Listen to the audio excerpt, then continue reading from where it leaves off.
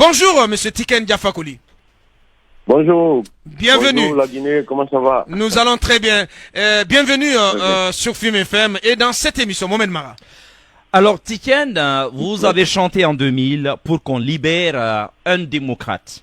Ensuite, vous êtes carrément repenti parce que ce démocrate ne vous semblait plus en être un. Aujourd'hui, vous le voyez tomber. Quel est votre sentiment? Est-ce qu'on peut dire que vous n'aviez pas été surpris le dimanche quand vous avez appris que M. Alpha Condé, pour la libération duquel vous aviez chanté, finalement, était à nouveau entre les mains de l'armée? Bien, avant de répondre à cette question, je propose de vous réécouter, et c'était en 2000.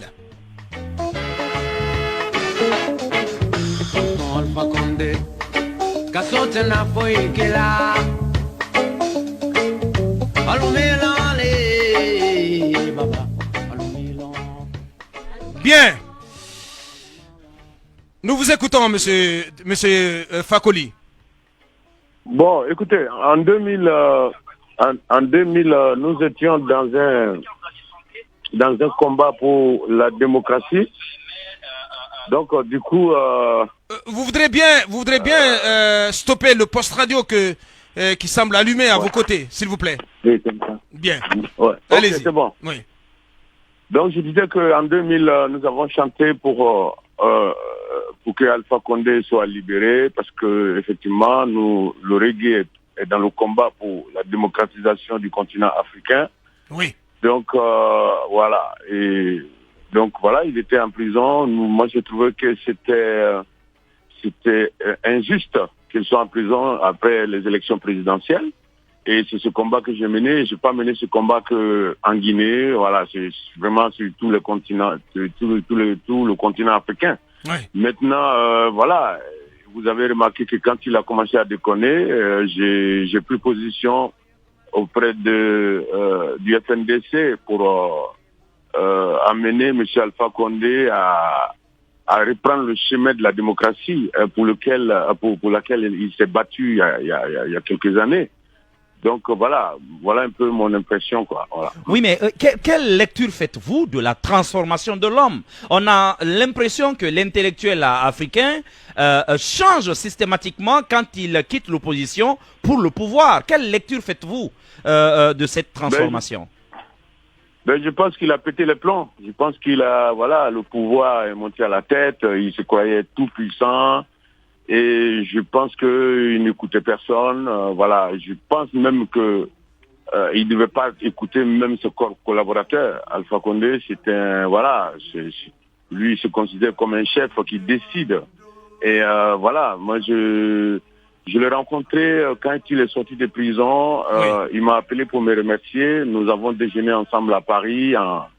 Et voilà, ça m'a permis d'un peu avoir une idée sur la personne. Je pense que c'est quelqu'un qui n'aime pas être contredit, qui n'écoute pas forcément les conseils. Et bon, malheureusement, il est rentré dans l'histoire par la petite porte. Je pense qu'il aurait fallu simplement s'arrêter après les 2 mandats pour montrer l'exemple. Et il n'a pas fait. Aujourd'hui, bon, voilà, il a ce qu'il a cherché quelque part. Je pense que voilà, nous devons condamner le coup d'État, mais le coup d'État de la Guinée, je pense que c'est un coup d'État populaire. Et voilà, on peut pas... Un coup d'État salutaire, on peut dire. Salutaire, et je peux me le dire, voilà, j'ai vu des images où que les Malinqués dansaient dans les rues. Je ne dis pas que c'est tout le monde qui était content, mais en tout cas, les images qu'on a vues, c'est que tout le monde était fatigué d'Alpha Condé parce qu'il avait piétiné la démocratie. Voilà, un combat, voilà, il avait piétiné quelque chose pour laquelle lui-même il s'est battu. Bien. Quelle a été votre première réaction, les premiers sentiments qui ont été les vôtres quand vous avez appris donc la chute d'Alpha Condé le dimanche dernier? Je n'étais pas surpris. Je n'étais pas surpris parce que déjà Alpha Condé avait fait un coup d'État constitutionnel.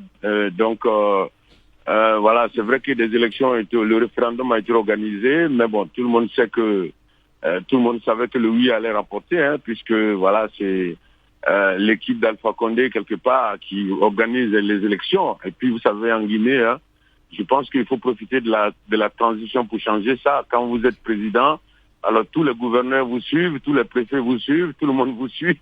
Donc ça fait que voilà, la démocratie ne peut pas prendre son envol réellement. Bien. Donc moi j'ai pas été surpris. Vous n'avez pas été surpris, Mohamed. On doit marquer la pause. On va revenir. On a beaucoup de questions à poser à Tiken Jah Fakoly. Si vous permettez, vous restez en repérage. Dans 4 minutes exactement, nous revenons donc à vous pour continuer cette interview. Tiken Jah Fakoly, reggaeman ivoirien, donc de retour dans cette émission et sur Film FM. Oui, Mohamed. Tiken, avant tout à l'heure la pause, je vous demandais votre réaction par rapport à ce que dit aujourd'hui la CEDEAO, qui demande la remise en liberté de l'ancien chef de l'État et même ce qu'ils appellent revenir à l'ordre constitutionnel. Or, vous parlez déjà d'un coup d'État civil avant. D'après vous, qu'est-ce que la junte ou qu'est-ce que la Guinée devrait faire aujourd'hui de Alpha Condé? Bon, moi je pense que Alpha Condé, il faut qu'il soit jugé, il faut qu'il vienne expliquer comment tous ces manifestants ont été tués. Parce que vous savez, la conscience humaine a besoin d'exemples. Si on ne corrige pas les erreurs, on va toujours continuer à faire des erreurs. Je pense que la CEDEAO, c'est un club d'amis. Voilà, même l'Union africaine, quand il se retrouve en Éthiopie, voilà, ce qui est prioritaire, c'est les rencontres entre les chefs d'État, etc. Il n'y a pas de résultat. Depuis, la seule vérité qui a été dite un peu à l'Union africaine à l'époque, l'EUA, c'est le discours de Thomas Sankara. Donc moi, je pense que voilà, Alpha Condé doit répondre des actes, en fait, tous ceux qui ont été tués pendant son règne, parce que lui, il était opposant. Il a manifesté. Et d'ailleurs, je vais vous raconter une histoire. Quand je vais en Guinée, entre les 2 tours et que nous devons organiser un concert pour la paix en Guinée. Vous vous rappelez, avec Malik Kébé, effectivement. Nous avons organisé, voilà. Alors, nous avons rencontré les opposants, donc nous avons rencontré tout le monde. Notre objectif, c'était d'organiser un concert pour que les Guinéens puissent voir les 2 leaders, Alpha Condé et Cellou Dalein, sur scène, et qui se disent, bon, voilà, c'est la politique, sinon ils sont des frères. Et voilà, quand nous avons rencontré Cellou Dalein, et Cellou Dalein était d'accord pour aller sur scène, quand nous avons rencontré Alpha Condé pour la 2e fois, Alpha Condé nous a dit qu'il ne peut pas venir sur scène parce qu'il y a certains de ces militants qui ont été tués. Voilà, il nous a montré des photos, il nous a dit, voilà, je ne peux pas aller sur scène, donner la main à Cellou Dalein alors qu'on vient d'assassiner un de mes militants, etc. Donc, quand ce monsieur arrive au pouvoir et qu'on parle de 100 morts, qu'on parle de 60 morts ou bien pendant les manifestations, bon, voilà, moi je pense que c'est un problème. Bon, en Afrique, il faut qu'on montre l'exemple. Voilà, si on ne montre pas l'exemple, celui qui va venir après Alpha Condé, il va faire la même chose, puisque de toute façon, Alpha Condé a fait ce qu'il voulait faire, et puis bon, il a été libéré. Ça veut dire donc qu'il doit répondre de ses actes devant la justice.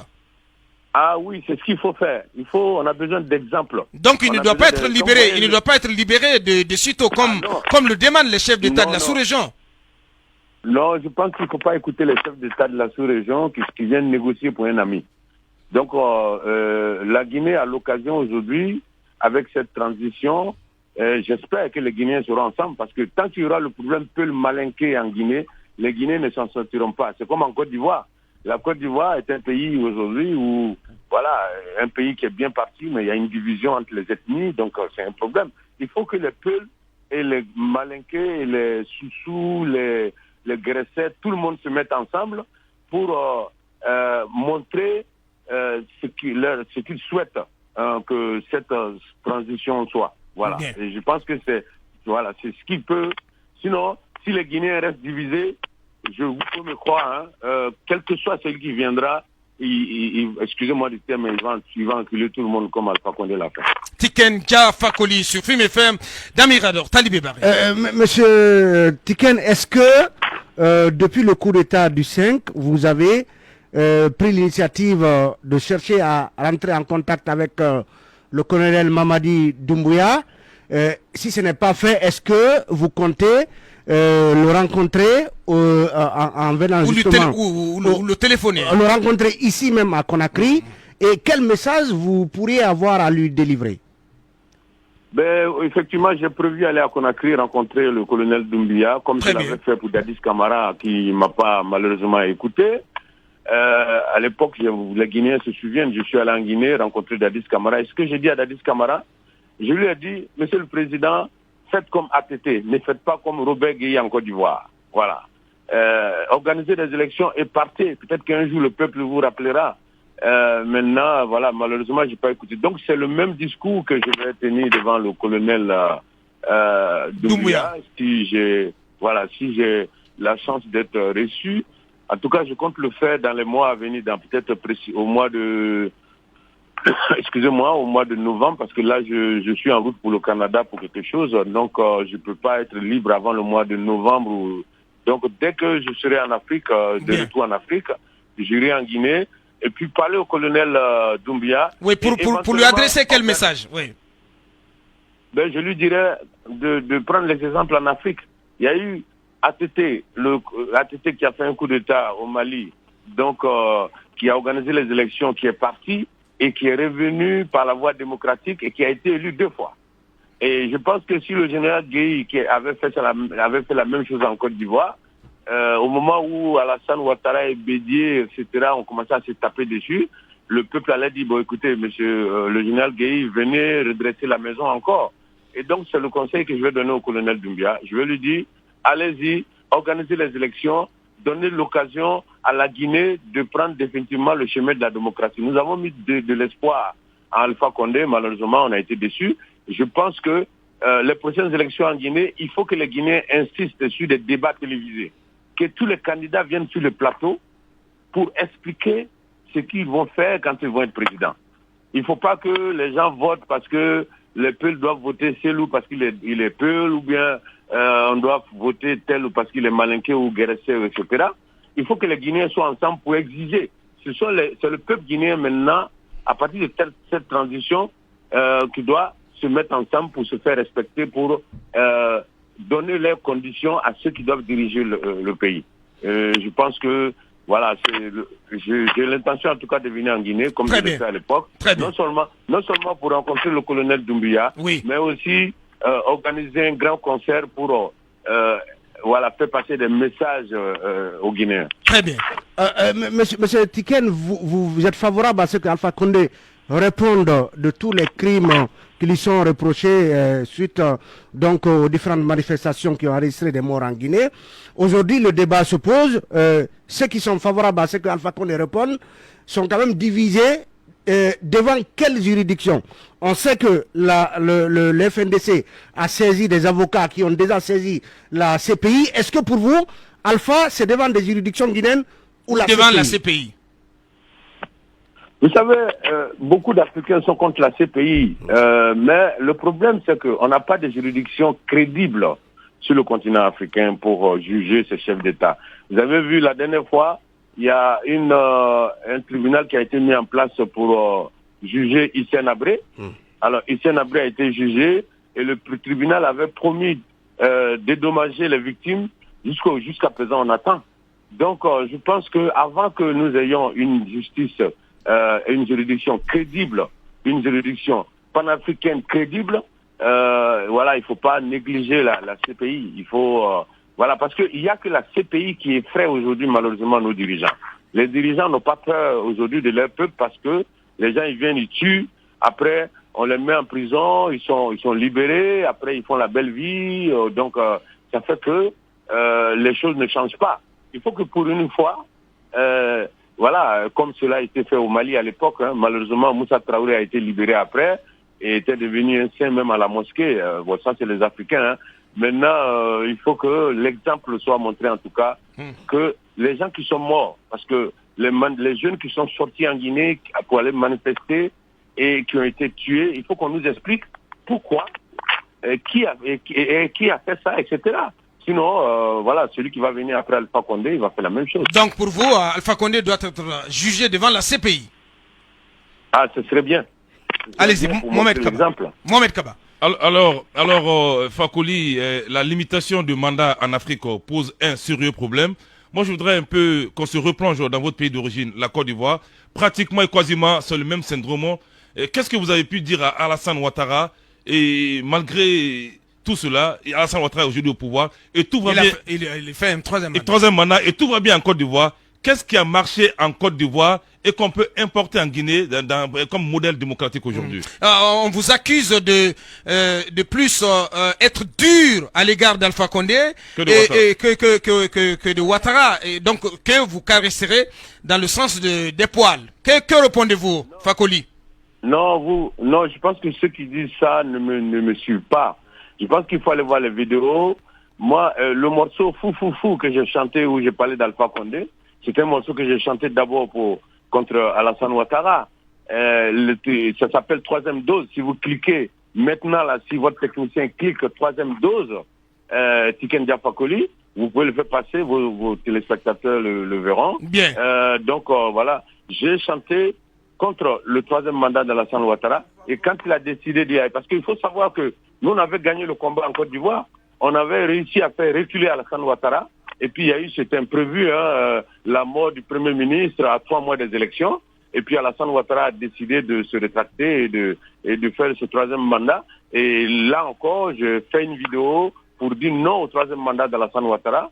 Mais arrivé un moment, j'ai fait preuve de responsabilité. Parce que vous savez, le combat contre le troisième mandat, nous avons commencé au Burundi, au Sénégal d'abord. Le Sénégal, nous avons tout fait pour empêcher Wade. Et ensuite, nous avons lutté contre le troisième mandat de Wade. Ensuite, il y a eu le Burundi. Au Burundi, il y a eu 300 morts, des milliers de déplacés. Et après, il y a eu le Burkina Faso, où nous avons gagné le combat contre Blaise Compaoré. Il y a eu près de 40 morts, et nous avons gagné. Et puis, voilà, en Guinée, il y a eu, voilà, je ne sais pas, près de 100 morts. Et arrivé un moment, moi, je me suis dit, on a perdu dans des endroits, on a gagné dans des endroits, mais il faut éviter que le sang de la jeunesse africaine continue d'être versé, puisque, voilà, et donc j'ai fait preuve de sagesse et de responsabilité à un moment, mais sinon, les preuves sont sur les réseaux sociaux. Ouais. J'ai combattu le troisième mandat d'Alassane Ouattara. À l'instant, donc, cette chanson, troisième dose, donc, visible, voilà, qui tourne sur notre page Facebook. Ouais. Voilà, même le clip, si vous voyez le clip, l'acteur qu'on a pris pour le clip, vous verrez qu'il a imité Alassane Ouattara. C'était un message direct à Alassane Ouattara. Et c'est ce même morceau que j'ai utilisé contre Alpha Condé. Donc, il n'y a pas de changement à mon niveau. C'est simplement qu'arrivé à des moments, voilà, il faut limiter le nombre de morts. Puisque moi, je suis un artiste, je suis devant ma caméra, je fais des vidéos, et puis je suis dans ma famille à Bamako ou à Abidjan, et les gens se font tuer sur le terrain. Donc, voilà, arrivé à un moment, j'ai juste fait preuve de responsabilité et de sagesse. Mais sinon, le combat contre le troisième mandat, j'ai jamais baissé les bras, ni en Côte d'Ivoire, ni dans les autres pays africains. Et alors, très rapidement, dernière question. On ne le souhaite pas, hein, je le dis très bien, on ne le souhaite pas. Si le même scénario se reproduisait en Côte d'Ivoire, est-ce que Ouattara aussi doit être jugé par une juridiction nationale ou internationale? Je pense que s'il y a des morts, parce que vous savez, les juridictions dans nos pays, vous savez, malheureusement, les juridictions dans nos pays ne sont pas à la hauteur, enfin, n'arrive pas à prendre des décisions qu'il faut devant l'histoire. Donc, voilà, moi, je pense que si le même scénario arrive en Côte d'Ivoire et qu'il y a des morts, je pense que, voilà, il faut... Et pour le moment, avant qu'on ait une juridiction crédible, moi, je suis un panafricaniste, j'aimerais tellement qu'il y ait une juridiction crédible en Afrique pour que nous puissions régler nos problèmes entre nous. Mais malheureusement, aujourd'hui, il n'y en a pas. Donc, voilà, on parle de complot des Blancs à la CPI, etc. Mais pour le moment, moi, je vais vous dire, s'il n'y avait pas la CPI, Alpha Condé, pour son troisième mandat, il aurait fait 200 morts ou 300 morts. Et en Côte d'Ivoire, il aurait plus de morts. Partout, il y aurait plus de morts. Ces gens-là, ils ont peur que... De la CPI. Maintenant, bien. C'est tout. Bien. Et peut-être un mot avant de vous laisser partir sur ces images d'Alpha Condé lors de son arrestation, lors de sa capture. J'imagine que vous les avez visionnées également. Vous avez dû certainement aussi voir cette vidéo où il est donc assis entre militaires à bord d'un véhicule, donc pour traverser Bambeto en direction de la RTG. Qu'est-ce que ça vous inspire, ces images? Une grande leçon. Je pense que tous les dirigeants doivent regarder ça. C'est-à-dire que tu peux, voilà, vous voyez, le samedi soir, avant le coup d'État, Alpha Condé était président et le dimanche matin, il n'était plus. Vous voyez. Donc, il est passé du top à 0, etc. Donc, c'est la preuve que il faut écouter son peuple, il faut écouter son peuple, il faut voilà que c'est le. Il faut de l'humilité. Hein. Ouais. Voilà, il faut de l'humilité. L'humilité, on a vu voilà comment M. Alpha Condé, quand il parlait, voilà, il parlait comme un dieu finalement. Et puis voilà, il se retrouve là. Je pense que tous les chefs d'État qui voient ça doivent voilà, ça va être une leçon pour eux. Et je voudrais encore dire que la conscience humaine a besoin d'exemples. Si aujourd'hui l'Europe est stable, si aujourd'hui les gens respectent les droits humains, etc., c'est parce que les Français ont coupé la tête de leur roi, c'est parce que dans tel pays, il y a l'exemple qui a été montré. C'est comme ça que ça change.